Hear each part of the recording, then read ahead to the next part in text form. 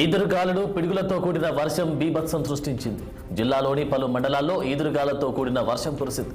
దీంతో ఆసిఫాబాద్ మండలంలోని జెండాగూడ గ్రామంలో ఇంటి పైకప్పు రేకులు ఎగిసిపడ్డాయి. ఇక వారసంతలో ఈదురుగాళ్లకు వీధి వ్యాపారులు తీవ్ర ఇబ్బందులు ఎదుర్కొంటున్నారు. వాంకిడి మండలంలో ఈదురుగాళ్ల బీభత్సానికి ఆయా గ్రామాల్లో ఇంటి పైకప్పు రేకులు ఎగిసిపడ్డాయి.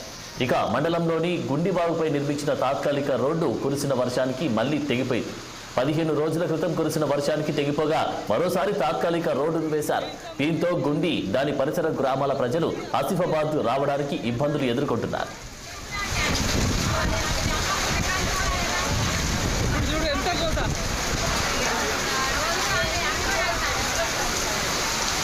అంగట్లో అంతా వ్యాపారుల దోశ. ఇది ఎక్కడో కాదు, సిద్ధూరు నియోజకవర్గంలో.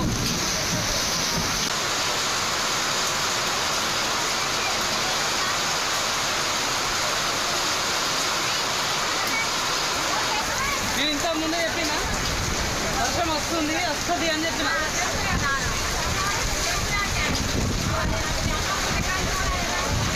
ఇప్పుడు చూడు ఎంత కోత.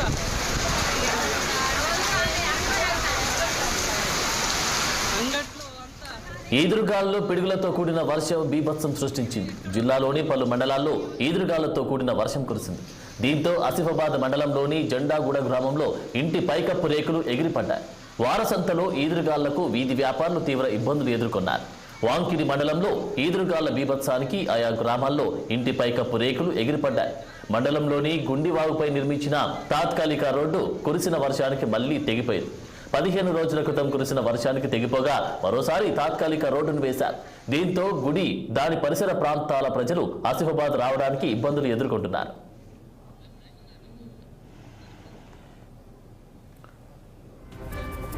ఇక ఇదే అంశానికి సంబంధించి తాజా అప్డేట్స్ మా ప్రతినిధి అరుణ్ అందిస్తారు. అరుణ్. ఆనంద్, ఏదైతే నిన్న కురిసిన భారీ వర్షాలతో కొమరంభీం జిల్లా మాత్రం అతలాకుతలమైంది. ఆసిఫాబాద్ జిల్లాలోని వాంకిడి, బెజ్జూరు, సిర్పూర్ టు పెంచికల్పేట మండలాల్లో ఈదురుగాలులతో కూడిన వర్షంతో చాలా ప్రజలు అయితే చాలా ఇబ్బందులు పడ్డారు. ఏదైతే తాత్కాలిక ఇంటి కప్పులు అయితే ఎగిరి రోడ్ల మీదకి వచ్చిన పరిస్థితి అయితే మనం చూసుకుంటున్నాం. దిండివాగు తాత్కాలికంగా నిర్మించిన వంతెన కూడా కొట్టుకోవడంతో కొన్ని గ్రామాలు అయితే రహదారులు లేకుండా దిగ్బంధమయ్యాయి. గతంలో కూడా ఇదే విధంగా వర్షాలు వచ్చినప్పుడు ఏదైతే దిండివాగు ఉందో అది ఎప్పుడు కొట్టుకుపోవడంతో దానికి పరిష్కారం లేకుండా ఎప్పుడు తాత్కాలిక వంతెనలు నిర్మించడంతో ప్రజలు నానా అవస్థలు అయితే పడుతున్నారు.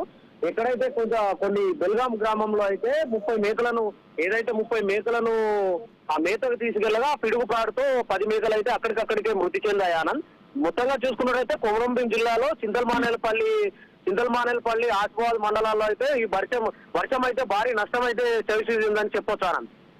ఓకే అరుణ్, మరి ఈ యొక్క తాత్కాలిక రోడ్డు మళ్ళీ తెగిపోయింది, రాకపోకలకు ఇబ్బంది అవుతుంది అంటూ కూడా గ్రామ ప్రజలు ఆసిఫాబాద్ నుంచి ఇటు రావడానికి ఇబ్బంది పడుతున్నట్టు కూడా గ్రామ ప్రజలు చెప్తున్నటువంటి సందర్భం అయితే మనం చూస్తా ఉన్నాం. దీనికి సంబంధించి ఎలాంటి మరమ్మతులు కొనసాగుతా ఉన్నాయి ఇక్కడ? మరమ్మతులు అయితే ఇప్పటివరకు అయితే తాత్కాలికంగా వేసిన వంతెనపై మరమ్మతులు అయితే ఇంకా ఏం చేపట్టలేదు. గతంలో మనం తెలంగాణ రాష్ట్ర వ్యాప్తంగా ఒక వీడియో అయితే సంచలనమైన ఆనంద్. దిండివాగు కొట్టుకపోవడంతో రాత్రి బాలింతను మంచంలో తీసుకొచ్చిన ఆ పరిస్థితి అయితే దిండివాగు నుంచి తీసుకొచ్చిన పరిస్థితి అయితే గతంలోనే మనం చూసుకున్నాం. ఎట్ ద సేమ్ టైం ఇప్పుడు కూడా అదే విధంగా రిపీట్ కావచ్చు అనేది గ్రామస్తులు అంటున్నారు. మాకు శాశ్వత పరిష్కారం చూపించాలి, ప్రభుత్వాలు మారినా ఎంతమంది ఎమ్మెల్యేలు మారినా మాకు శాశ్వత పరిష్కారం అయితే దొరుకుతలేదు. దిండివాగుపై ఖచ్చితంగా వంతెన నిర్మించాలి, మమ్మల్ని ఆదుకోవాలని ఇప్పటికే గ్రామస్తులు పలు విజ్ఞప్తులు అయితే చేస్తున్నారు. ఆనంద్. ఓకే అరుణ్, మరి ఈ యొక్క కట్ట తెగిపోవడం, గుండివాగు తెగిపోయిన ఈ నేపథ్యంలో మరి అధికారులు ఎవరైనా వచ్చి తనిఖీ చేశారా అక్కడ? అధికారులు అయితే ఊటా పొద్దున్నైతే వెళ్లి తనిఖీ చేశారా? ఏది నిర్మించినా తాత్కాలిక వంతెన కాబట్టి అప్పటికప్పుడు ఒక 4 పైపులు వేసి మట్టిపోయడంతో మనుషులు నడవడానికి అయితే ఉంటుంది. మళ్ళీ సేమ్ సిచ్యువేషన్ మళ్ళీ వర్షం రావడంతో అది ఆ వంతెన కొట్టుకుపోవడం జరుగుతుంది. ఇదే విధంగా పలుమార్లు జరిగినప్పటికీ కూడా అధికారులు దీనిపై శాశ్వత పరిష్కారానికి ఎటువంటి మొగ్గు చూపించడం లేదు. ఆనంద్. ఓకే అరుణ్, మరి ఫైనల్ గా ఇప్పుడు గ్రామ ప్రజలు చెప్తా ఉన్నారు, మాకు తాత్కాలిక మరమ్మతులు వద్దు, వంతెన నిర్మిస్తే మేము రాకపోకలకు అంతరాయం లేకుండా కొనసాగుతా ఉంటాయని కూడా చెప్తా ఉన్నారు. దీనికి సంబంధించి అధికారులు ఏమైనా స్పందించారా?